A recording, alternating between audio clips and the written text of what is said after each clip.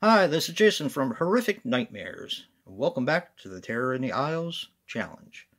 This is a segment I'm doing with my good buddy, Joe the Horror Man. We're going to examine films from Terror in the Isles. Not only the theatrical cut, but the television cut as well. Today we're going to be talking about, in this month of October, Halloween 2. Halloween 2 is a 1981 film which runs approximately 92 minutes and is directed by Rick Rosenthal. Now, he was responsible for Bad Boys, Drones. This stars Jamie Lee Curtis reprising her role as Laurie Strode. She was in Trading Places, Grandview USA, and True Lies. Donald Pleasance as Dr. Loomis reprising his role. He passed away on February 2nd, 1995, at the age of 75. He was in Fatal Frames, Alone in the Dark, and Dracula. And Charles Cyphers as Lee Brackett. He was in Major League, Assault on Precinct 13, and The Fog. Now, the budget was $2.5 million, and this had a worldwide gross of $25.5 million. Wow. And most of the actors portraying hospital staff were all in Rick Rosenthal's acting class, which I thought was pretty cool. I actually didn't know that. Alright, I'll get to this Blu-ray in a second, but Halloween 2 is basically more of the night he came home. After the events that happened in Halloween, Dr. Loomis shot him 6 times, as he reminds everyone every 5 minutes. And Michael gets up and walks away. Now, Jamie Lee Curtis, of course, Laurie Strode, is the only one to survive that Halloween. And she's taken to Haddonfield Memorial Hospital, where Michael actually follows her there and wreaks havoc, picking off people one by one. That's pretty much the story. Alright, this, in my opinion, is in the same class with Psycho 2, where it is probably one of the best sequels ever made. I do like Psycho 2 a little bit better.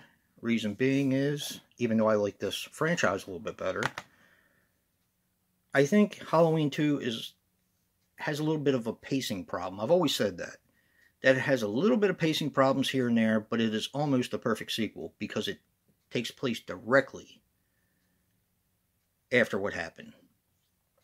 Now, this Blu-ray actually pertains to what we're doing, because this was the first time since the CED days and the VHS days, and, well, the DVD got put out by Warner Archives, but they actually put this out as an extra on the Universal 30th Anniversary Edition, Halloween 2. And that is the only reason why I bought this Blu-ray, because I had it several times over, but at the time, other than buying a made-on-demand DVD from Amazon or Warner Archives or whatever, the only way you could get Terror in the Isles is to buy this Blu-ray. If you couldn't find the CED or the Laserdisc or VHS, you know, they were becoming more and more uncommon. So it's funny, I have watched Halloween 2 on here before, but like I said, this was primarily bought just for Terror in the Isles. And I've watched it so many times on this Blu-ray since I've got it. This used to be fairly cheap. I'd see it occasionally on eBay for cheap. If people don't want to pay the extra money to get the Scream Factory Terror in the Isles Blu-ray, and I'm going to say it again, it does have the television cut on the Scream Factory Blu-ray, they definitely pick this up because the picture quality on this Blu-ray, on the extra, is just fantastic, in my opinion. Definitely better than the VHS. I'm sure it's a lot better than the CED, because I grew up with those and I knew that they skipped. I wish I still had a CED player, because I would actually watch this. But, yeah. Halloween 2 is a great film with a interesting twist. And since we've gotten the trilogy, the 2018 trilogy and all that, I'm not really sure how I feel about the twist in Halloween 2. It was always canon for me, all of these films. But after 2018, and then Halloween Kills, and of course this year we're going to get Halloween Ends, which I may have already seen by this time. I don't know. The twist maybe doesn't work as well as I once thought it did. Maybe that's a good way to put it. But yeah, Halloween 2 is great. It's a fantastic sequel. Again, picking up directly where the first one left off. My relatable recommendation, and I had a hard time picking one for this one.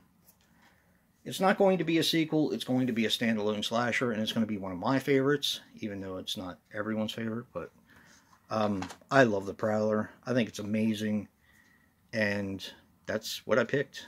I just wanted to spotlight a slasher movie that I really enjoyed. I'll probably be doing the same thing for Friday the 13th Part 3, now that we've gotten past Friday the 13th and Part 2, and Halloween 1 and 2. So, yeah. But check out The Prowler. In my opinion, it's very, very underrated, even now. And it's also known as Rosemary's Killer. So, and don't forget to check out Joe's review and see what he picked as a recommendation. And if you like what you see in here, hit that like button and subscribe. And until next time, peace.